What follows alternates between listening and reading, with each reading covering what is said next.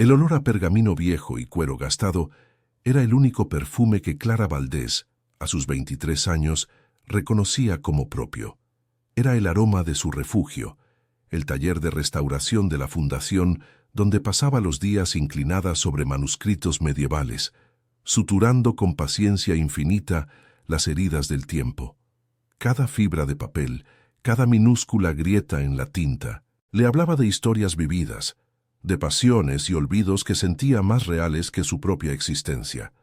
El silencio del lugar, roto solo por el susurro de las páginas al ser volteadas, era un bálsamo contra el ruido constante de su vida, una jaula dorada cuyas barras invisibles se hacían más gruesas con cada amanecer. Allí, entre volúmenes que habían sobrevivido a siglos, Clara se sentía a salvo de un futuro que ya estaba escrito para ella por manos ajenas. Su pureza era su condena, pero estaba a punto de convertirse en el objeto del deseo más oscuro y prohibido de Madrid. ¿Te atreves a descubrir el precio de su libertad? Quédate hasta el final para una revelación que cambiará todo lo que crees saber sobre el poder y la pasión. No olvides suscribirte y déjanos en los comentarios qué harías en su lugar. Clara Valdés era una restauradora de libros antiguos, una artesana de lo frágil. Sus manos, de dedos largos y pálidos, se movían con una delicadeza que contradecía la tensión que anidaba permanentemente en sus hombros.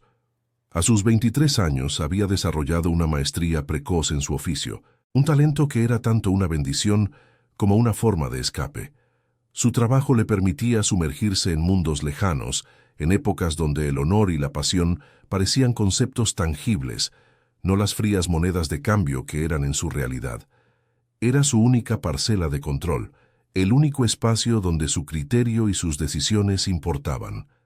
Fuera de esas paredes cargadas de historia, ella no era más que una pieza en el complejo tablero de ajedrez de su familia, una figura decorativa cuya función principal era asegurar la supervivencia del apellido Valdés a través de un sacrificio silencioso y obediente. Su virginidad no era una elección moral ni un acto de devoción romántica. Era una condición, una cualidad cuidadosamente preservada como la pátina de un mueble de anticuario. Era el sello de su valor en el mercado matrimonial de la alta sociedad madrileña. Clara se sentía intacta en todos los sentidos posibles. Su cuerpo, un territorio inexplorado; su corazón, un jardín cerrado al que nadie había intentado acceder realmente; su voluntad, una llama temblorosa constantemente amenazada por el viento de las expectativas familiares. Se sentía como una de las primeras ediciones que restauraba, valiosa por no haber sido abierta, por conservar su encuadernación original sin mácula. Pero por dentro, sus páginas estaban en blanco, anhelando una historia propia, una marca, una huella de tinta que significara que alguien alguna vez la había leído de verdad. La mansión familiar en el barrio de Salamanca era un mausoleo de glorias pasadas. El aire olía a cera de muebles y a una decadencia disimulada con esfuerzo. Su madre, una mujer cuya sonrisa nunca alcanzaba sus ojos, gobernaba aquel reino de apariencias con mano de hierro envuelta en guante de seda. Cada cena era un examen, cada conversación una lección sobre el deber y el decoro. Clara había aprendido a navegar por los silencios, a interpretar las miradas y a ofrecer las respuestas que se esperaban de ella, convirtiéndose en una experta en el arte de la anulación personal. Su padre, un hombre derrotado por malas inversiones, depositaba en ella la última esperanza de redención financiera, una carga que pesaba sobre Clara como el plomo de las antiguas imprentas. Vivía en una prisión de buenos modales y obligaciones no escritas, asfixiándose lentamente.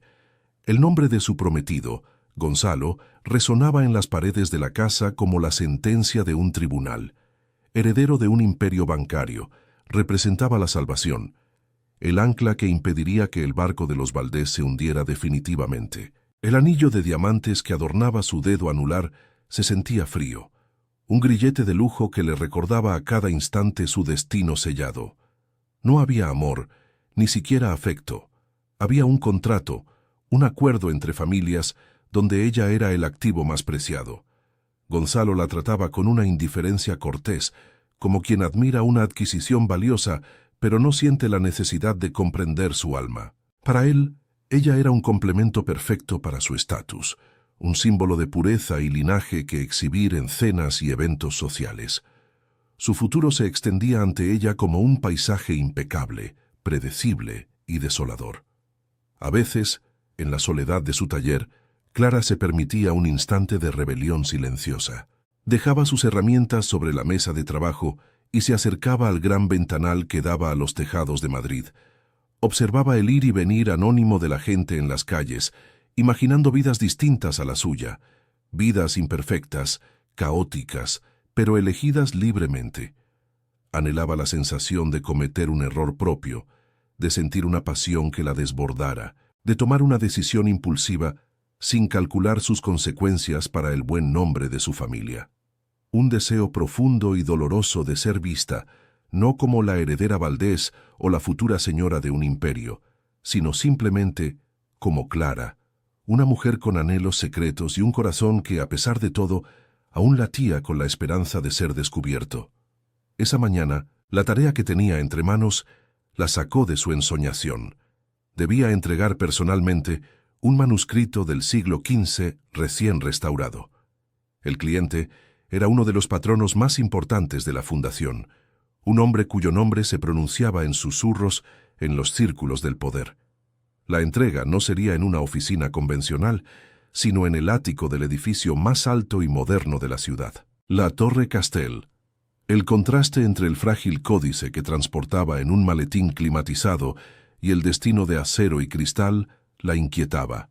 Sentía que estaba a punto de cruzar un umbral, llevando un pedazo del pasado a un futuro que le era completamente ajeno. Mientras se preparaba para salir, una extraña premonición, una mezcla de temor y una inexplicable vibración de anticipación recorrió su cuerpo. No sabía que ese simple encargo estaba a punto de hacer estallar su mundo en 1000 pedazos. El viaje de regreso desde la fundación era un descenso gradual desde la libertad del anonimato hacia la asfixiante familiaridad de su jaula dorada. El taxi se deslizaba por las arterias de Madrid, dejando atrás el bullicio caótico y bohemio del centro para adentrarse en la calma solemne y ordenada del barrio de Salamanca. Cada calle, con sus fachadas señoriales y sus boutiques de lujo, parecía un recordatorio de la clase social a la que pertenecía. Un mundo de apariencias impecables y secretos bien guardados. Para Clara no era un hogar, sino un escenario. Sentía cómo el aire se enrarecía a medida que se acercaba, cómo una máscara invisible se ajustaba a su rostro, la de la hija obediente, la prometida perfecta. La mujer que pasaba horas devolviendo la vida a frágiles manuscritos se desvanecía, reemplazada por una figura diseñada para complacer, para cumplir y, sobre todo, para no sentir. La mansión de los Valdés la recibía con un silencio imponente, un silencio que no era pacífico, sino denso y vigilante. El aire en el interior olía a cera de abeja, a flores frescas cuya fragancia no lograba ocultar un sutil aroma a polvo y a tiempo estancado. Cada mueble de caoba, cada alfombra persa, cada retrato de antepasados con miradas severas, contaba la historia de una grandeza que ya solo existía en la memoria. Clara caminaba de puntillas por los pasillos enlosados, consciente de que cada uno de sus pasos resonaba como una intrusión en aquel mausoleo de glorias pasadas. Era un lugar donde las emociones se consideraban una vulgaridad, donde la espontaneidad era un error de protocolo, y donde su existencia parecía tener el único propósito de restaurar el brillo perdido del apellido familiar, un deber que se le había inculcado desde la cuna. Su madre, Isabel, era la soberana indiscutible de aquel reino de apariencias. No necesitaba alzar la voz para imponer su voluntad. Su autoridad residía en la precisión de sus gestos y en la frialdad de su mirada. Clara la encontró en el salón principal, ajustando la posición de un jarrón de porcelana con una concentración casi quirúrgica. Para Isabel, el desorden, por mínimo que fuera, era un síntoma de la decadencia que tanto temía. Sus ojos, de un azul pálido como el hielo, se posaron en Clara, evaluándola en un instante. El peinado, la ropa, la expresión de su rostro. No había calidez en su escrutinio, solo la inspección de un general a sus tropas antes de una batalla decisiva. Clara era su mejor soldado, su activo más valioso en la guerra por la supervivencia social, y cualquier imperfección en ella era un riesgo que Isabel no estaba dispuesta a tolerar. El padre de Clara, Ricardo, que era la contraparte silenciosa del dominio materno, un hombre que en otro tiempo había sido un empresario respetado, ahora pasaba la mayor parte del día encerrado en su despacho, un santuario oscuro que olía a tabaco rancio y a derrota. Clara a veces lo veía a través de la puerta entreabierta, inclinado sobre montones de papeles, con los hombros hundidos bajo el peso de las deudas y las malas decisiones. Su presencia en la casa era casi fantasmal, un recordatorio constante del motivo por el cual el sacrificio de Clara era tan necesario. Él rara vez le dirigía la palabra sobre el tema, pero en sus ojos cansados ella leía la súplica silenciosa, la vergüenza y la desesperada esperanza de que su matrimonio con Gonzalo fuera la tabla de salvación que él ya no era capaz de encontrar por sí mismo. La cena, como cada noche, era un ritual de tensión contenida. Se sentaban en la larga mesa del comedor, bajo la luz de una araña de cristal que parecía llorar lágrimas de luz sobre ellos. El servicio de plata, heredado de generaciones, brillaba con un esplendor que contrastaba con la opacidad de las conversaciones. Se hablaba del tiempo, de noticias intrascendentes, de los compromisos sociales en la agenda. Cualquier tema que pudiera albergar una emoción genuina era cuidadosamente evitado. Clara comía despacio, cortando la comida en trozos minúsculos, sintiendo cada bocado como una obligación más. El tintineo de los cubiertos contra la porcelana era el único lenguaje real en aquella sala, un código de normalidad forzada que apenas lograba enmascarar los abismos de silencio que se abrían entre ellos. Era una representación teatral para una audiencia inexistente. Fue su madre quien, con la naturalidad de quien comenta el menú, mencionó los preparativos de la boda. Habló de la lista de invitados, de la elección de las flores, de la importancia de que todo fuera impecable. El nombre de Gonzalo flotaba en el aire, un nombre que para Clara no evocaba un rostro amado, sino el sello de un contrato. Miró el anillo de diamantes en su dedo, una joya exquisita que se sentía como un grillete. Pesaba no solo por sus quilates, sino por todo lo que representaba. La salvación de su familia, el fin de su autonomía, una vida entera de deberes y sonrisas ensayadas. Para su madre, no era un matrimonio, sino una fusión empresarial. Para su padre, era la redención. Para Clara, era una sentencia de cadena perpetua en una prisión de lujo, y ella ni siquiera había tenido derecho a un juicio. Las presiones no se limitaban a las 4 paredes de su casa. La alta sociedad madrileña era un ecosistema cerrado y cruel, un teatro de susurros y miradas juzgadoras. En los pocos eventos a los que se veía obligada a asistir, sentía el peso de las expectativas sobre ella. Las amigas de su madre la observaban con una mezcla de envidia por su brillante partido y una compasión condescendiente por su evidente falta de entusiasmo. La trataban como a una muñeca de porcelana, un objeto precioso que había que manejar con cuidado hasta el día de su entrega. Escuchaba las conversaciones a su alrededor, charlas vacías sobre viajes, compras y las vidas ajenas, y se sentía como una extraña, una antropóloga estudiando una tribu cuyas costumbres le resultaban incomprensibles y bárbaras. Su único anhelo en esos momentos era desaparecer, volverse invisible y huir de vuelta a su taller. La cuestión de su pureza era el pilar sobre el que se sustentaba todo el acuerdo. Su virginidad, esa condición íntima y personal, había sido transformada en un activo de dominio público, un tema de conversación velado entre las matronas de su círculo. Era la garantía de su valor, la prueba de su buena crianza, el sello de calidad que la hacía digna del heredero de los Alcocer.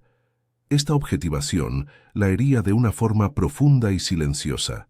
Se sentía despojada de su propia corporalidad, como si su cuerpo no le perteneciera, sino que fuera un patrimonio familiar que debía ser custodiado y entregado intacto. La idea del matrimonio, de la intimidad con Gonzalo, no le provocaba deseo ni curiosidad, sino un terror frío, la sensación de una profanación, no de su cuerpo, sino de la última brizna de su identidad. En la soledad de su dormitorio, un espacio decorado con un gusto exquisito que no era el suyo, Clara a veces se permitía desmoronarse. Se acercaba al balcón que daba al jardín trasero, un espacio perfectamente cuidado, donde ni una sola hoja se atrevía a caer fuera de lugar. Era una metáfora perfecta de su vida, hermosa, ordenada y sin un ápice de naturaleza salvaje. Observaba las estrellas, tan lejanas y libres, y un nudo de anhelo se formaba en su garganta. Anhelaba el desorden, la imperfección, la posibilidad de tomar un camino equivocado por su propia voluntad. Deseaba sentir algo con la suficiente fuerza como para hacerla gritar, llorar o reír sin control. Quería una pasión que manchara, que dejara una cicatriz, una historia escrita en su piel que fuera solo suya, y no el epílogo predecible de la saga de los Valdés. Al mirarse en el espejo antes de dormir, a menudo no se reconocía.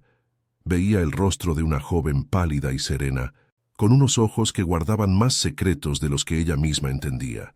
Veía la imagen que su familia y la sociedad habían esculpido con tanto esmero, la hija perfecta, la novia ideal, la futura dama de la alta sociedad. Pero detrás de esa fachada pulcra, el alma de Clara gritaba en silencio. Se sentía atrapada en un retrato, congelada en una pose de elegancia y sumisión. El futuro se extendía ante ella como un pasillo largo y silencioso, con todas las puertas ya cerradas. La resignación comenzaba a asentarse en su corazón como un sedimento amargo, la aceptación de que su vida no le pertenecía. No sabía que una grieta estaba a punto de aparecer en los muros de su prisión, una fisura provocada por un hombre que representaba todo lo que su mundo despreciaba. La Torre Castel se erigía como una aguja de cristal y acero, una declaración de poder que perforaba el cielo de Madrid. Para Clara, que llegaba con el maletín climatizado aferrado a sus manos como un ancla a su propio mundo, el edificio representaba la antítesis de todo lo que conocía. El vestíbulo era un espacio vasto y gélido, de mármol blanco y silencios corporativos, donde el único sonido era el eco de sus propios zapatos inseguros. Se sentía como una reliquia, un anacronismo transportando un frágil manuscrito del siglo XV a un altar de la modernidad más implacable. Cada superficie pulida le devolvía el reflejo de una joven que no encajaba, una figura de tono sepia en un universo de colores fríos y saturados. La sensación de ser una intrusa era casi física, un frío que se colaba bajo su piel y le erizaba el vello de la nuca, anticipando un encuentro con un mundo que no comprendía. Un asistente de rostro impersonal la guió hasta un ascensor privado, una cápsula de cristal y metal pulido que esperaba en silencio. Al entrar, las puertas se cerraron con un siseo hermético, aislándola del mundo. El ascenso fue vertiginoso y silencioso. Madrid se desplegaba a sus pies, una maqueta intrincada de tejados y calles que se empequeñecía a cada segundo. Clara se sintió suspendida entre el cielo y la tierra, en un no lugar donde las reglas de su vida cotidiana parecían perder su validez. La velocidad y la altura le provocaron un ligero vértigo, una desorientación que era tanto física como existencial. Observaba el paisaje urbano a través del cristal, pero su mente estaba en el hombre al que iba a conocer, Damián Castel, una figura de la que solo había oído susurros, un nombre asociado al poder, a la ambición y a una reputación tan brillante como despiadada. En la planta 35, el ascensor se detuvo con una suavidad inesperada. Las puertas se abrieron y un hombre entró. El espacio, que un segundo antes parecía amplio, se contrajo de repente. No era su tamaño físico, aunque era alto y de complexión atlética, sino la densidad de su presencia. Vestía un traje oscuro de corte impecable que parecía moldeado sobre su cuerpo, y sus ojos, de un color oscuro e indefinible, la barrieron de arriba abajo en una fracción de segundo. No fue una mirada de cortesía ni de curiosidad, fue una evaluación, rápida, precisa y despojada de cualquier emoción superficial. Clara sintió como si una luz intensa hubiera expuesto cada una de sus inseguridades. Aquel hombre Era Damián Castell, y el aire a su alrededor vibraba con una autoridad tan natural e indiscutible como la ley de la gravedad. Él no dijo nada. Se situó en el lado opuesto del ascensor, pero Clara sentía su mirada sobre ella como un peso físico. No la observaba como Gonzalo, con la indiferencia de quien contempla un objeto de su propiedad, ni como los amigos de su familia, con una curiosidad condescendiente. La mirada de Damián Castell era depredadora. Parecía estar desarmándola capa por capa, atravesando la fachada de la joven educada y sumisa, para encontrar algo que se escondía debajo. Por primera vez en su vida, Clara no se sintió invisible ni ornamental. Se sintió vista, analizada hasta el alma, y esa sensación era a la vez aterradora y extrañamente electrizante. Un rubor involuntario le subió por el cuello, una traición de su cuerpo que la enfureció. Se aferró con más fuerza al maletín, su único escudo en aquella jaula de cristal. De repente, una sacudida violenta los lanzó a ambos hacia adelante. Las luces parpadearon y se apagaron, sumiendo la cabina en una penumbra rojiza, proyectada por una única luz de emergencia. El ascensor se detuvo con un gemido metálico y agudo, seguido de un silencio absoluto y profundo. Estaban atrapados. El corazón de Clara martilleaba contra sus costillas, un tambor desbocado en la quietud opresiva. El mundo exterior había desaparecido. La ciudad a sus pies era solo una pintura borrosa tras el cristal. Solo existía aquel espacio confinado, la luz roja que teñía la piel de un color irreal, y la presencia imponente del hombre que permanecía en la sombra, tan inmóvil y tranquilo como si el incidente fuera una parte calculada de su día. Para Clara, sin embargo, el universo entero se había reducido a esos pocos metros cuadrados de tensión insoportable. El silencio se estiró, denso y cargado de electricidad. Clara no se atrevía a moverse, apenas a respirar. En la oscuridad parcial, sus sentidos se agudizaron. Podía oír la respiración tranquila y acompasada de él, un sonido que contrastaba brutalmente con el caos de su propio pulso. Podía percibir su perfume, una fragancia sutil y compleja, a maderas nobles y a algo limpio, casi metálico, que olía a poder y a dinero. Era un aroma que invadía el pequeño espacio, desplazando el olor a papel viejo y a pegamento que siempre la acompañaba. Se sintió invadida, expuesta en una intimidad forzada que la dejaba sin defensas. Aquella proximidad involuntaria era más perturbadora que cualquier conversación, un lenguaje corporal que gritaba peligro y una atracción que su mente se negaba a procesar, pero que su cuerpo ya había empezado a reconocer. Entonces él se movió. No fue un movimiento brusco, sino un desplazamiento lento y deliberado que eliminó la poca distancia que los separaba. Clara sintió el calor de su cuerpo antes incluso de que estuviera realmente cerca. Se quedó paralizada, con la espalda pegada a la pared fría del ascensor. Él se detuvo a escasos centímetros de ella, su silueta recortada contra la luz roja de emergencia. No la tocó, pero ella podía sentir la energía que emanaba de él, una corriente de intensidad contenida que le erizaba la piel. Inclinó la cabeza y ella sintió su aliento cálido cerca de su oído, un contraste impactante con la frialdad que proyectaban sus ojos. El mundo se detuvo y solo existió el sonido de su propia sangre rugiendo en sus oídos, esperando la sentencia que estaba a punto de pronunciar. «Quiero tenerte ahora mismo». Las palabras no fueron un susurro, sino una afirmación grave y gutural, pronunciada con una calma aterradora. No había rastro de seducción ni de romanticismo en ellas. Era una declaración de intenciones, cruda, directa y posesiva. Para Clara, fue como si le hubieran arrancado el aire de los pulmones. Ningún hombre la había mirado o hablado así jamás. Las palabras eran una ofensa, una violación de todas las normas de decoro que regían su existencia.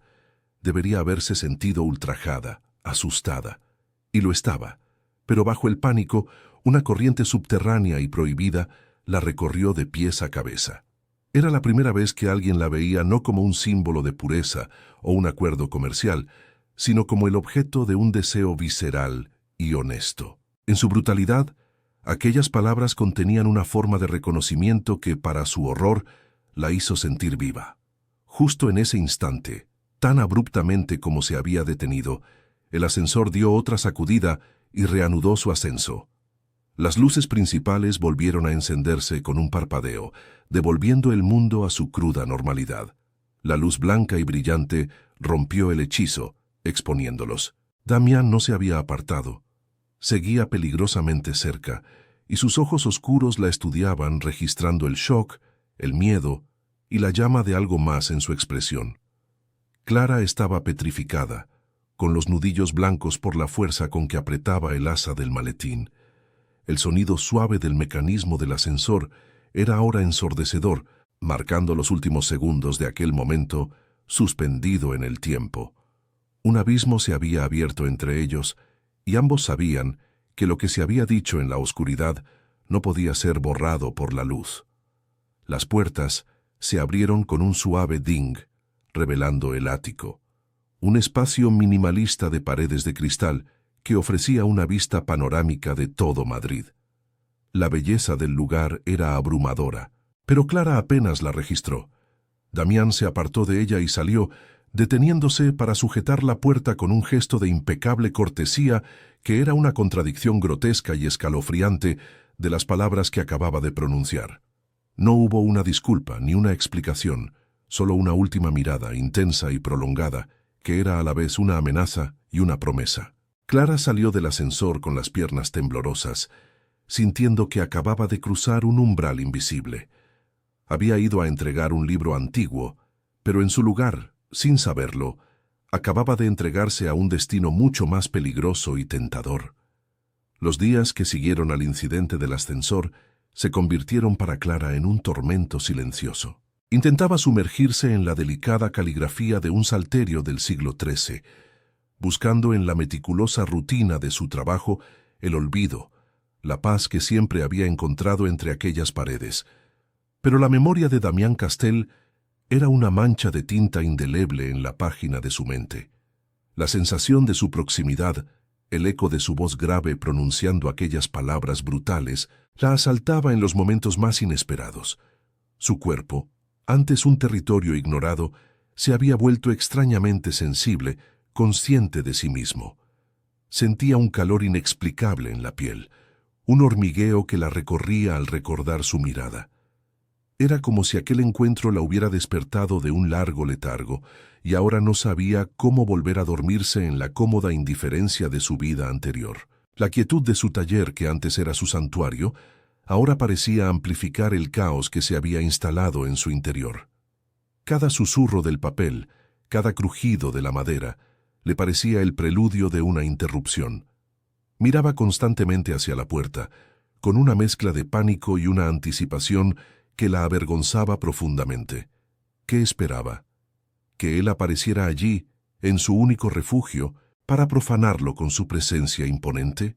La idea la aterrorizaba, pero una parte oscura y desconocida de sí misma la anhelaba. Se sentía dividida, una dualidad que nunca antes había experimentado. Por un lado, la Clara de siempre, la joven obediente y asustada que solo deseaba cumplir con su deber. Por otro, una extraña que había nacido en la penumbra de aquel ascensor, una mujer que sentía una curiosidad peligrosa por el abismo que Damián Castell le había mostrado. El primer encuentro inevitable ocurrió una semana después, en la gala anual de la fundación a la que su familia la obligó a asistir. El salón era un mar de joyas y sonrisas falsas, un ecosistema de poder en el que Clara siempre se había sentido a la deriva. Gonzalo, a su lado, la exhibía como un trofeo recién adquirido, su mano posesiva en la parte baja de su espalda, un gesto que antes le resultaba indiferente y ahora sentía como una marca de propiedad. Fue entonces cuando lo vio. Damián Castell estaba al otro lado del salón, apoyado contra una columna de mármol, sosteniendo una copa de whisky. No hablaba con nadie, solo la observaba. Su mirada atravesó la multitud, ignorando a las docenas de personas que se interponían entre ellos, y se clavó en ella con una intensidad que le robó el aliento.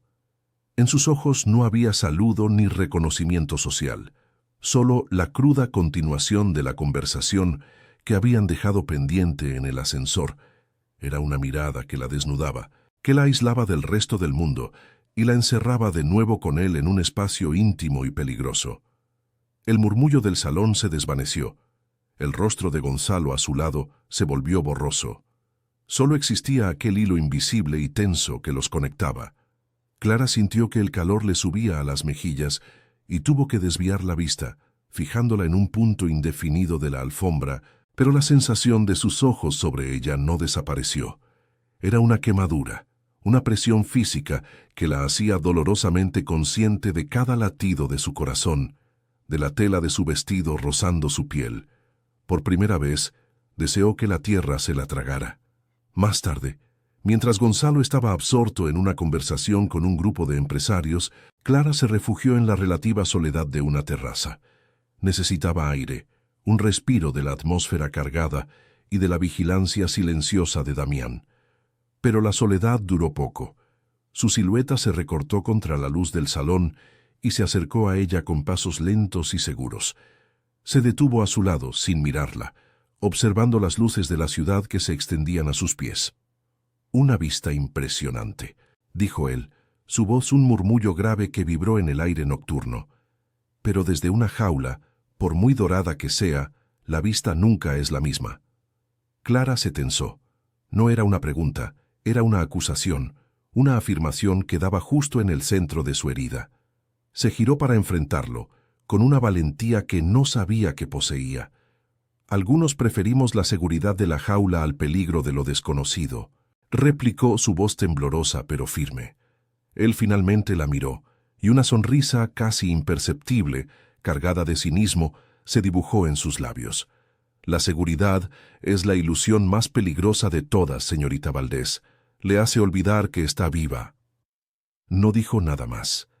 Se dio media vuelta y la dejó sola en la terraza, con el corazón desbocado y sus palabras resonando en su mente como una sentencia. Aquel hombre no solo veía las barras de su prisión, sino que parecía disfrutar señalándolas, probando su resistencia, tentándola a romperlas. Clara regresó al salón, sintiéndose aún más expuesta que antes. El encuentro había sido breve, apenas unas frases, pero había bastado para avivar el fuego de la confusión y el deseo prohibido que ardía en su interior. Ya no era solo una atracción física, era la aterradora sensación de que él era el único que la veía de verdad. Días después, la conmoción llegó a su santuario. Damián Castel se presentó en la fundación bajo el pretexto de estar interesado en patrocinar un nuevo proyecto de digitalización. El director, abrumado por la importancia del visitante, le pidió a Clara que le hiciera una visita guiada por el taller de restauración. El corazón le dio un vuelco. Verlo allí, en su espacio, entre sus herramientas y sus amados libros, era una profanación. Su mundo de poder y acero chocaba violentamente con su refugio de silencio y pergamino. Caminaba por el taller con una curiosidad que parecía genuina, haciendo preguntas inteligentes sobre las técnicas de encuadernación y la composición de las tintas medievales. Se detuvo frente a la mesa de trabajo de Clara, donde reposaba un manuscrito iluminado. Su mano, grande y de dedos largos, rozó deliberadamente la de ella al señalar un detalle en la miniatura. La descarga eléctrica fue tan intensa que Clara tuvo que retirar la mano bruscamente. Él no pareció inmutarse, pero sus ojos oscuros brillaron con una satisfacción depredadora. «Es usted una artista», dijo en voz baja, para que solo ella pudiera oírlo. «Hay una pasión increíble en este trabajo. Una pena que la reserve solo para los muertos». La acusación la golpeó con la fuerza de una bofetada. Nadie había definido nunca su trabajo de esa manera, como una forma de escape, como una pasión desviada de la vida real. Él no solo veía su talento, sino también la razón de su existencia, el miedo. Quiso defenderse, decirle que él no sabía nada de ella, pero las palabras se ahogaron en su garganta. En su presencia, todas sus defensas cuidadosamente construidas se desmoronaban, dejándola vulnerable y expuesta a una verdad que ni ella misma se había atrevido a confrontar. Su visita fue una invasión, un acto de conquista silenciosa que la dejó temblando mucho después de que se hubiera marchado. La imagen de Gonzalo, su prometido, comenzó a desvanecerse en su mente. Su rostro, antes una presencia constante que representaba su futuro inevitable, ahora parecía el de un extraño. Sus conversaciones, siempre superficiales, sobre negocios y compromisos sociales, le resultaban insoportablemente vacías. Comparaba su indiferencia cortés con la intensidad abrasadora de Damián, su seguridad predecible con el peligroso abismo que el otro representaba. Por primera vez, Clara no solo sentía resignación hacia su matrimonio, sino una aversión activa. La idea de la intimidad con Gonzalo, que antes le provocaba un miedo frío, ahora le causaba una repulsión visceral. Su cuerpo, despertado por la mirada de otro hombre, se rebelaba contra el destino que le habían impuesto. Se encontraba atrapada en un dilema moral que la consumía. Su deber familiar la empujaba hacia Gonzalo, pero un instinto primario y poderoso la arrastraba irremediablemente hacia Damián. El punto de no retorno llegó durante una cena formal en el club más exclusivo de la ciudad. Estaban sentados en una mesa con varios socios de la familia de Gonzalo. En un momento dado, uno de los hombres le preguntó a Clara su opinión sobre una exposición de arte de la que se estaba hablando. Antes de que pudiera articular una respuesta, Gonzalo la interrumpió con una risa condescendiente. «Oh, no le hagáis caso. Clara vive en el siglo XV. Sus opiniones sobre el arte moderno no son precisamente relevantes». Lo dijo con ligereza, como una broma cariñosa, pero el desprecio en su tono fue público y humillante. Un silencio incómodo cayó sobre la mesa. Clara sintió como si todas las miradas se clavaran en ella, algunas con lástima, otras con malicia. Se sintió reducida a un objeto decorativo, una posesión sin voz ni criterio. La vergüenza la quemó por dentro, una herida abierta y sangrante, y entonces sintió de nuevo aquella mirada. Desde una mesa al otro lado del comedor, Damián Castel había sido testigo de todo. No había expresión en su rostro. Su cara era una máscara de impasibilidad glacial, pero sus ojos eran dos fragmentos de obsidiana ardiendo con una furia fría y contenida. No miraba a Gonzalo, miraba a Clara. Y en esa mirada, ella no vio lástima, sino una rabia compartida, un reconocimiento de la ofensa que la validaba de una forma extraña y poderosa. Fue como si él hubiera sentido la humillación en su propia piel. Vio cómo su mandíbula se tensaba sutilmente, el único signo externo de la tormenta que se agitaba en su interior. En ese instante, Clara comprendió que aquel hombre, a pesar de su brutalidad, era capaz de ver su valor de una forma que su propio prometido jamás podría. Más tarde, Clara se excusó para ir al tocador, desesperada por escapar de la atmósfera asfixiante de la cena. Necesitaba recomponerse, lavar la humillación de su rostro. Al salir, Damián la estaba esperando en el pasillo desierto. Su presencia era tan abrumadora que Clara retrocedió instintivamente un paso. Él se acercó, eliminando la distancia entre ellos, hasta que ella pudo sentir el calor que irradiaba su cuerpo. «Nadie debería permitir que le hablen de esa manera», dijo. Su voz era un gruñido bajo y peligroso. «Él no te merece, no sabe lo que tiene entre manos». Sus palabras no eran un consuelo, eran una mecha encendida. Estaba avivando su rabia, dándole permiso para sentirla. Sus ojos recorrieron su rostro, deteniéndose en sus labios temblorosos. Un objeto de valor se protege, no se exhibe para que otros se burlen de él, y tú, Clara, eres inmensamente valiosa. Esa noche, Clara no pudo dormir. Las palabras de Damián se repetían en su cabeza, una y otra vez. Eres inmensamente valiosa. Nadie le había dicho algo así. Su valor siempre había estado ligado a su pureza, a su linaje, a su capacidad para asegurar un buen matrimonio. Pero Damián hablaba de un valor intrínseco, algo que le pertenecía solo a ella. Se levantó y fue al balcón, mirando la ciudad dormida. El anillo de diamantes en su dedo brillaba bajo la luz de la luna, pero ahora lo sentía como un hierro candente. Por primera vez en su vida, la idea de la rebelión no era una fantasía lejana, sino una posibilidad tangible y aterradora. El deseo por Damián ya no era solo una atracción prohibida, se había fusionado con su anhelo de libertad. Él representaba todo lo que su mundo despreciaba. Era peligroso, impredecible y brutalmente honesto, y ella lo deseaba con una intensidad que la asustaba. Los días siguientes, Clara se movió por su casa como una sonámbula llena de una nueva y febril energía.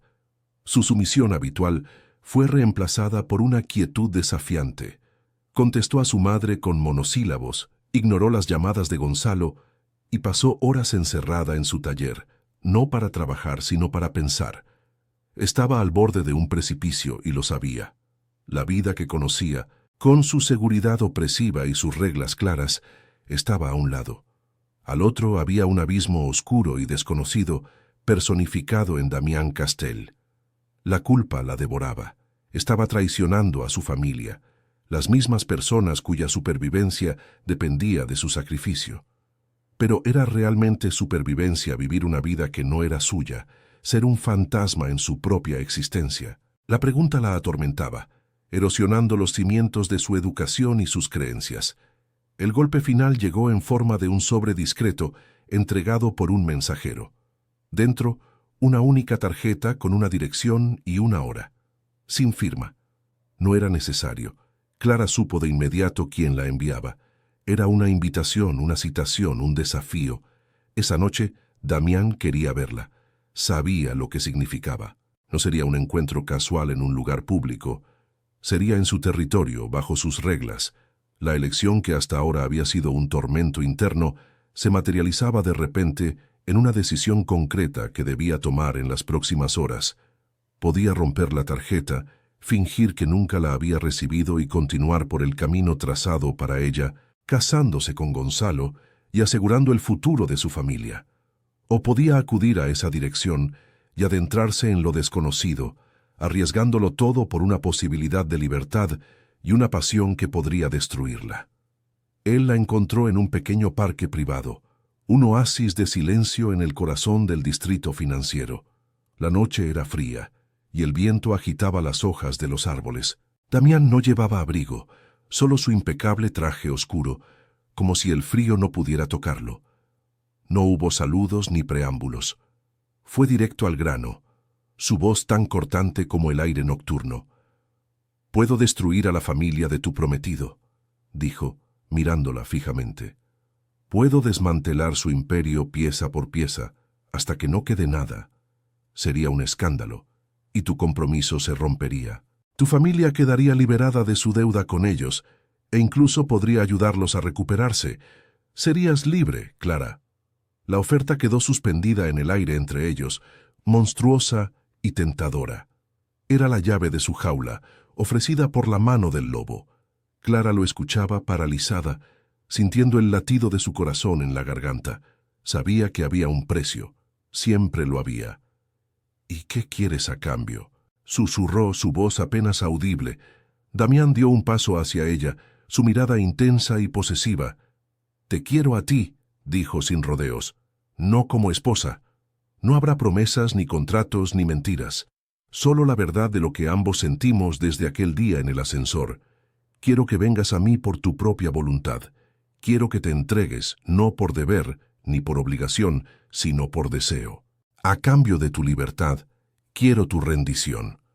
La proposición era diabólica en su simplicidad, su cuerpo y su alma a cambio de su vida. La elección definitiva había llegado, y la respuesta que diera en ese instante no solo sellaría su futuro, sino que la definiría para siempre. La decisión cristalizó en un instante de claridad brutal, en medio de la cena familiar. Su madre hablaba del encaje de Bruselas para el velo de novia. Su voz un murmullo satisfecho que describía los hilos de la futura jaula de Clara. Cada palabra era un clavo más en el ataúd de su libertad. Fue entonces cuando lo sintió. No era resignación lo que anidaba en su pecho, sino una rabia fría y afilada como un fragmento de cristal. El pacto de Damián, que había sido una proposición monstruosa, se transformó en su única vía de escape, en la única arma que poseía. Miró a su padre, hundido en su silencio de derrota, y a su madre, arquitecta de su sacrificio, y comprendió que la lealtad hacia ellos era una forma lenta de suicidio. La traición ya no le pareció un pecado, sino un acto de supervivencia. En ese momento, en el silencio de su corazón, eligió el abismo. Dejó el tenedor sobre el plato de porcelana con un tintineo que resonó en el silencio del comedor como un disparo. Su madre interrumpió su monólogo sobre las invitaciones. Ambos padres la miraron, sorprendidos por la brusquedad del gesto. Clara se levantó de la silla, sus movimientos lentos y deliberados. No dijo una palabra. No hubo excusas ni explicaciones. Simplemente se dio la vuelta y caminó hacia la puerta principal. Podía sentir sus miradas clavadas en su espalda, una mezcla de confusión y una incipiente alarma. Abrió la pesada puerta de roble y el aire frío de la noche la golpeó en el rostro. Afuera, una lluvia torrencial azotaba la calle, convirtiendo las luces de la ciudad en borrones impresionistas. Sin dudarlo, sin abrigo, dio un paso hacia el umbral y se adentró en la tormenta, dejando que el agua helada empapara su vestido de seda y lavara simbólicamente la vida que estaba abandonando para siempre. El interior del taxi olía a humedad y a ambientador barato, un contraste vulgar con el perfume de cera y lirios de su casa. Se acurrucó en el asiento trasero, temblando de frío y de una adrenalina que nunca antes había experimentado. El conductor la observaba por el espejo retrovisor con una curiosidad mal disimulada. Una joven de alta sociedad, empapada y sin equipaje, dando una dirección en el corazón del distrito financiero a esas horas de la noche. Clara observaba las gotas de lluvia correr por la ventanilla, distorsionando el mundo exterior hasta convertirlo en un caos de luces y sombras. Cada metro que el coche avanzaba era un paso irreversible. El miedo era una bestia que le arañaba las entrañas, pero por debajo de él, una corriente de poder salvaje la recorría. Estaba huyendo, sí, pero por primera vez en su vida corría hacia algo de su propia elección, no escapando de ello. La Torre Castel se alzaba frente a ella como un colmillo de obsidiana y luz, desafiando la furia de la tormenta. Pagó al taxista con un billete arrugado que sacó de su pequeño bolso y se quedó de pie en la acera, diminuta y vulnerable, bajo la inmensidad del edificio. El agua le chorreaba por el pelo y se le pegaba el vestido al cuerpo, revelando cada curva que siempre había intentado ocultar. Entró en el vestíbulo desierto, dejando un rastro de agua sobre el mármol impoluto. El conserje nocturno, impasible, no hizo preguntas al reconocerla de su visita anterior. La guió al ascensor privado, la misma cápsula de cristal que había sido el escenario de su despertar. Mientras ascendía en silencio, viendo cómo la tormenta azotaba la ciudad a sus pies, supo que no había vuelta atrás. Estaba subiendo a encontrarse con su destino, o con su perdición. Las puertas se abrieron directamente a su ático. El espacio era vasto, minimalista y frío, con paredes de cristal que mostraban el espectáculo violento del cielo nocturno. Y allí estaba él. De pie junto al ventanal, una silueta oscura contra los relámpagos que partían el horizonte. No se giró de inmediato, como si hubiera estado esperándola, como si su llegada fuera tan inevitable como la propia tormenta. Cuando finalmente lo hizo, sus ojos oscuros la recorrieron de pies a cabeza, deteniéndose en su pelo empapado, en su vestido adherido a la piel, en el temblor incontrolable de sus manos. No había triunfo en su mirada, ni siquiera sorpresa. Había una intensidad quieta, una pregunta silenciosa que flotaba en el aire cargado de electricidad.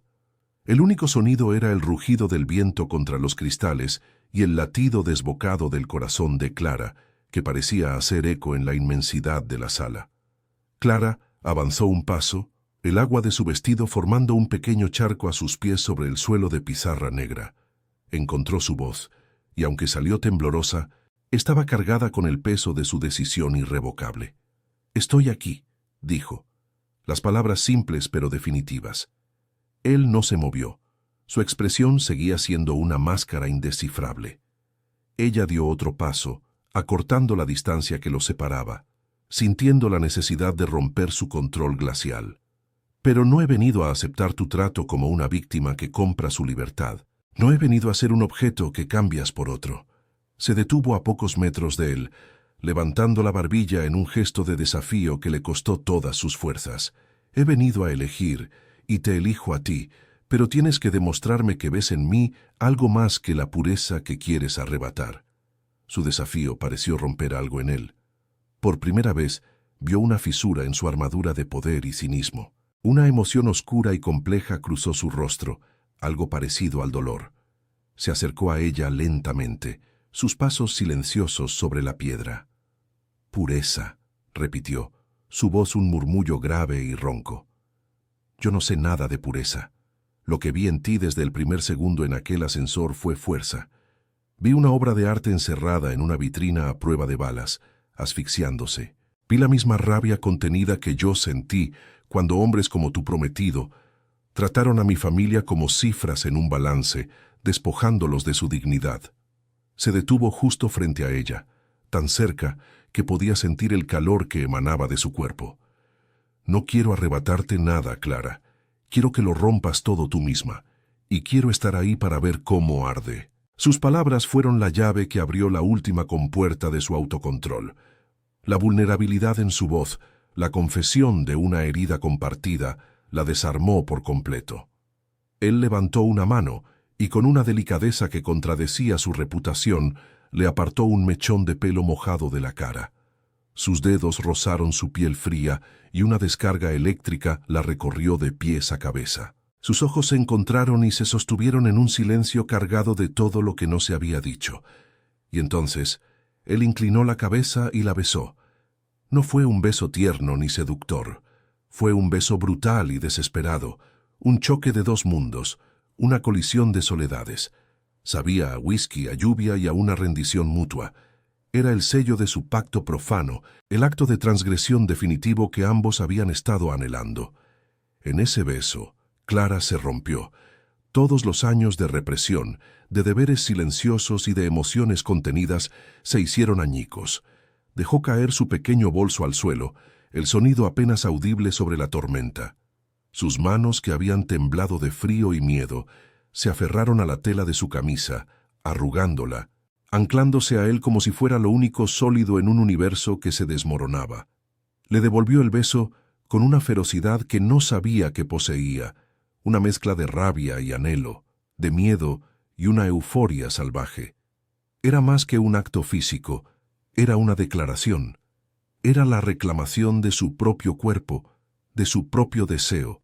Se estaba entregando, sí, pero no a él, sino a sí misma, a la mujer que había mantenido prisionera durante tanto tiempo. Era una liberación violenta y absoluta. Cuando finalmente se separaron, ambos estaban sin aliento. La tormenta seguía rugiendo fuera, un eco perfecto del caos que se había desatado entre ellos. Damián apoyó su frente contra la de ella, sus ojos cerrados por un instante. Cuando los abrió, la máscara de El Depredador se había desvanecido por completo. En su lugar había una vulnerabilidad cruda, una mirada de asombro y una posesividad que ya no era depredadora, sino protectora. La miraba como si fuera la primera vez que veía a alguien de verdad. Y Clara, mirándolo a él, ya no veía a un millonario frío y peligroso. Veía a un hombre marcado por cicatrices invisibles, un alma tan compleja y necesitada de restauración como los manuscritos que tanto amaba. En el silencio que siguió al beso, ambos supieron que acababan de cruzar un umbral. Nada volvería a ser como antes. Su transgresión los había unido y tal vez los había condenado a ambos. El amanecer se filtró a través de los inmensos ventanales del ático con una crueldad indiferente, pintando el lujoso espacio con tonos grises y fríos que desmentían la tormenta de la noche anterior. Clara se despertó sola en la vasta cama, envuelta en sábanas de un hilo tan fino que parecían etéreas. El olor de Damián, una mezcla de whisky caro y su perfume personal, impregnaba la almohada a su lado, un fantasma de la intimidad que habían compartido. Se incorporó, sintiendo un dolor sutil en músculos que no sabía que tenía, un eco físico de su rendición. Damián ya no estaba. Lo oyó en la distancia, su voz grave y controlada, hablando por teléfono en inglés, discutiendo cifras millonarias como si la noche que acababa de destrozar y reconstruir el universo de Clara no hubiera sido más que un interludio. La pasión se había evaporado con la oscuridad, dejando tras de sí un silencio gélido y la sensación de ser un objeto olvidado tras su uso. El silencio entre ellos cuando él finalmente entró en la habitación fue más ensordecedor que cualquier grito. Ya estaba vestido con otro de sus trajes impecables, una armadura de poder que lo volvía a convertir en un extraño. No la miró a los ojos. Se movió por la estancia con una eficiencia calculada, dejando una tarjeta de crédito sobre la mesilla de noche. «Mi conductor te llevará donde necesites ir», dijo, su tono desprovisto de cualquier emoción, como si estuviera cerrando un trato comercial. No hubo una caricia, ni una palabra de consuelo, ni una pregunta sobre cómo se sentía. Clara comprendió con una claridad brutal que para él el pacto se había cumplido. La transacción estaba completa. Se vistió con su ropa aún húmeda, sintiendo la humillación como una segunda piel. Al salir del ático, sin mirar atrás, no se sentía libre. Se sentía vacía, como un libro al que le han arrancado todas sus páginas. La venganza de Damián fue un terremoto financiero rápido y devastador. Antes del mediodía la noticia se había extendido como la pólvora por los círculos de poder de Madrid. El imperio de los Alcocer se tambaleaba al borde del colapso, víctima de una adquisición hostil orquestada con una precisión quirúrgica. Las acciones se desplomaron, los inversores huyeron y los secretos de sus malas gestiones, convenientemente filtrados a la prensa, acabaron por hundir el barco. El compromiso entre Clara y Gonzalo fue disuelto en un comunicado de prensa tan frío como una lápida. El nombre de Damián Castell no aparecía en ninguna parte, pero todos sabían quién empuñaba el cuchillo. Clara, sentada en un café anónimo, leyó los titulares en su teléfono con una sensación de irrealidad. Había desatado un monstruo, y la destrucción que dejaba a su paso era mucho más vasta y terrible de lo que jamás había imaginado. Con el corazón en un puño, se dirigió a la mansión de Salamanca, no para pedir perdón, sino para enfrentar las consecuencias, para cerrar ese capítulo de su vida cara a cara. Fue su madre quien le abrió la puerta. Su rostro, habitualmente una máscara de serena superioridad, estaba descompuesto por una furia helada. No la dejó entrar. «Has destruido este nombre», siseó cada palabra un latigazo. «Has vendido tu honor y nuestra reputación por un capricho vulgar. Ya no eres mi hija». Detrás de ella Clara pudo ver la figura encorvada de su padre, que ni siquiera se atrevió a mirarla, prisionero de su propia vergüenza. La pesada puerta de roble se cerró en su cara. El sonido del cerrojo girando fue el epitafio de su vida anterior. Por primera vez Clara Valdés no tenía un hogar al que regresar. Estaba sola, repudiada y marcada para siempre. Despojada de todo, caminó sin rumbo por las calles de una ciudad que de repente le parecía extraña y hostil. Cada mirada de un transeúnte se sentía como una acusación. El dinero que Damián le había ofrecido seguía intacto en su bolso. Usarlo habría sido admitir que era una mercancía comprada. Con el poco efectivo que llevaba, se registró en un hotel modesto y anónimo, cerca de la estación de Atocha. La habitación era pequeña, impersonal, y olía a desinfectante. El contraste con la opulencia de su antigua vida y el lujo glacial del ático de Damián era una bofetada de realidad. Se sentó en el borde de la cama, cuya colcha raída arañaba su piel, y observó las paredes desnudas. Había escapado de una jaula dorada solo para encontrarse en una celda de hormigón. La soledad era un peso físico, una manta asfixiante que amenazaba con aplastarla. En la soledad aséptica de aquella habitación de hotel, el peso de su transgresión la aplastó por completo. La culpa era un veneno que se extendía por sus venas, una tortura mucho más profunda que el rechazo de su familia. Cada detalle de la noche con Damián volvía a ella, no como un acto de liberación, sino como una traición monumental. Había sacrificado a su familia, su honor y su futuro por un hombre que, a la luz del día, la había despachado como un asunto concluido. ¿Era esto la libertad? ¿Este vacío en el pecho, este miedo paralizante al futuro? Se hizo un ovillo en la cama, temblando incontrolablemente, ahogada en sollozos silenciosos. Había querido romper sus cadenas, pero en el proceso sentía que había destruido su propia alma. Se preguntó si alguna vez podría perdonarse a sí misma por haber elegido el deseo por encima del deber.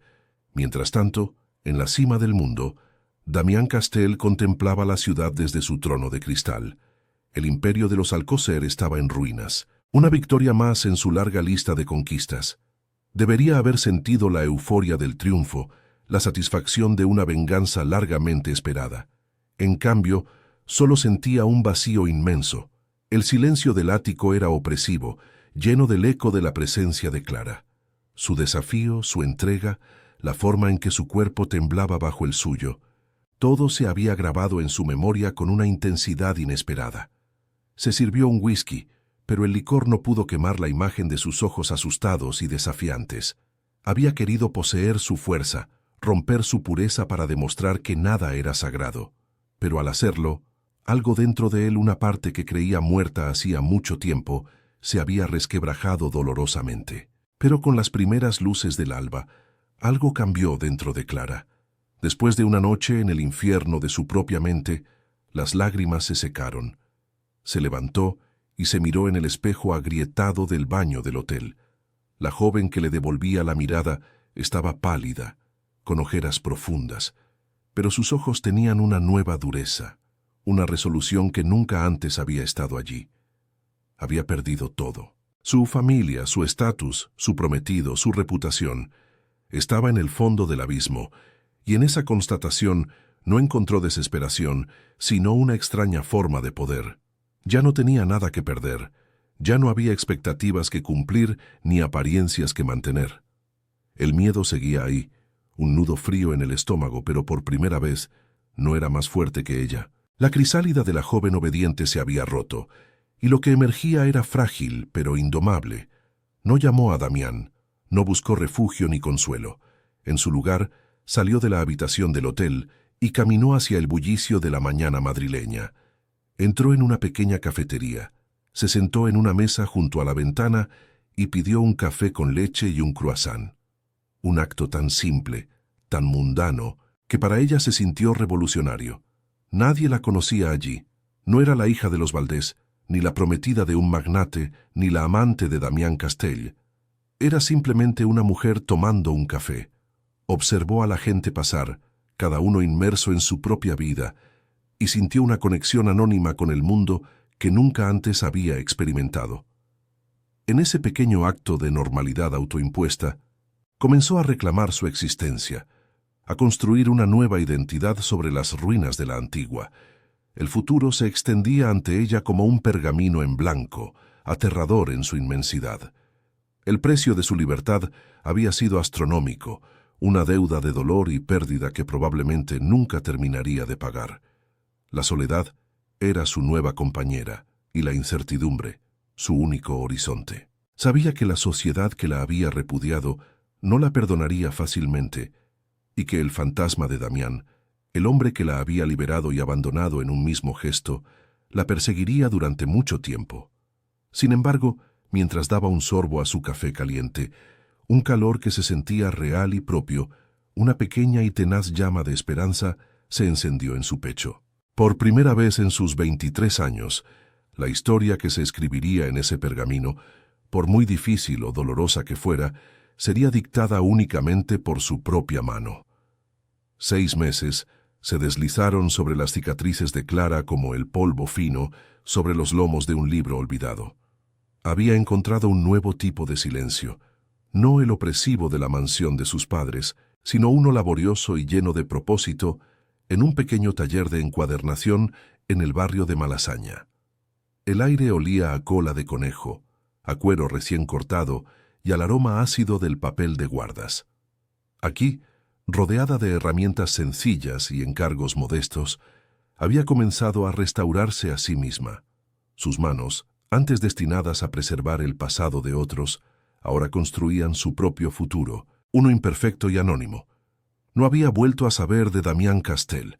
Su nombre era un fantasma que a veces la asaltaba en la quietud de la noche, un recordatorio de la tormenta que había arrasado su mundo para dejarla, paradójicamente, en un terreno más firme, aunque infinitamente más solitario. Una tarde de otoño, mientras la lluvia golpeaba el escaparate con una melancolía persistente, una figura se materializó en la acera de enfrente. Clara levantó la vista de la costura de un cancionero popular y su corazón se detuvo. Era él. Damián estaba de pie bajo el aguacero, sin paraguas, su traje de miles de euros oscurecido por el agua. No era el magnate imponente de la Torre Castel, ni el depredador de las salas de juntas. Parecía más pequeño, erosionado por algo que ella no podía nombrar. Sus hombros estaban ligeramente caídos, y su mirada, fija en ella a través del cristal empañado, carecía de su habitual arrogancia. Había en ella una desolación, una petición de auxilio que atravesó el vidrio, la lluvia y los 6 meses de silencio, para clavarse directamente en el alma de Clara, reabriendo la herida que ella creía haber suturado con tanto esmero. El instinto primario le gritó que se escondiera en la trastienda, que se hiciera invisible como antes. Pero la mujer que cosía libros en Malasaña ya no era la misma joven que temblaba en una jaula dorada. Sostuvo su mirada, un duelo silencioso librado a través de una cortina de agua. El mundo se contrajo hasta quedar reducido a ese espacio entre ellos. La calle mojada, el cristal como una barrera frágil y la verdad tácita de que ambos estaban irremediablemente rotos. En sus ojos ya no vio al hombre que había comprado su libertad a un precio tan alto, sino al que le había confesado una herida, al que había visto la fuerza bajo su fragilidad. Él no se movió, no hizo ademán de entrar. Le estaba concediendo el poder, la última palabra. Estaba a su merced, y esa inversión de roles fue más impactante que cualquier palabra que pudiera pronunciar. Con una lentitud deliberada que desmentía el caos de su pulso, Clara dejó la aguja y el hilo sobre la mesa de trabajo. Se secó las manos en el delantal de lino, un gesto mundano que se sintió cargado de un significado trascendental. Caminó hacia la puerta, cada paso un eco en el suelo de madera. El latido de su corazón era un tambor sordo que marcaba el ritmo de una decisión que podría volver a destruirla, o quizá completarla. ¿Qué haría? Le gritaría todo el dolor que había guardado, la humillación de aquella mañana, la soledad de aquellos meses. O le cerraría la puerta en la cara, protegiendo la frágil paz que tanto le había costado construir. El pomo de latón se sintió helado bajo su mano temblorosa, la frontera final entre el santuario que había creado y el caos que él representaba. Abrió la puerta. El olor a asfalto mojado y el murmullo de la ciudad se mezclaron con el aroma a papel y cuero de su taller. Él estaba allí, a 1 metro de distancia, con la lluvia pegándole el pelo oscuro a la frente y su rostro pálido y tenso. Parecía un hombre ahogándose en tierra firme. «El manuscrito», dijo. Su voz era un susurro ronco, casi inaudible por encima del sonido de la lluvia. Extendió una mano en la que sostenía un pequeño libro encuadernado en cuero negro, sin adornos. No era antiguo. «Lo escribí yo. Está dañado. Necesita que alguien lo restaure». No era un encargo, era una confesión. Era la metáfora de sí mismo. Un texto lleno de borrones y páginas arrancadas. Una historia rota que solo ella, la restauradora de almas frágiles, podría intentar sanar. Le estaba ofreciendo su vulnerabilidad, no su poder. Clara no respondió de inmediato. Su mirada viajó del libro a los ojos de él, donde vio un abismo de arrepentimiento y una esperanza tan frágil como un hilo de seda. El futuro era una página en blanco, impredecible y aterrador. Sanarlo a él podría significar romperse a sí misma de nuevo, de forma irreparable. O tal vez, solo tal vez, podrían restaurarse mutuamente, cosiendo sus historias rotas en un único volumen, uno más fuerte y verdadero. Lentamente extendió la mano, pero no para tomar el libro. Sus dedos rozaron la manga empapada de su traje, un contacto leve pero cargado de un perdón silencioso. Un nuevo comienzo. ¿Creéis que Clara debería perdonarle? ¿Puede un amor nacido de la destrucción encontrar la redención? Vuestra opinión es crucial. Suscríbete, dale a like y comparte esta historia si te ha conmovido. Y no olvides dejarnos en los comentarios qué final escribirías tú para ellos. porque cada historia merece ser contada.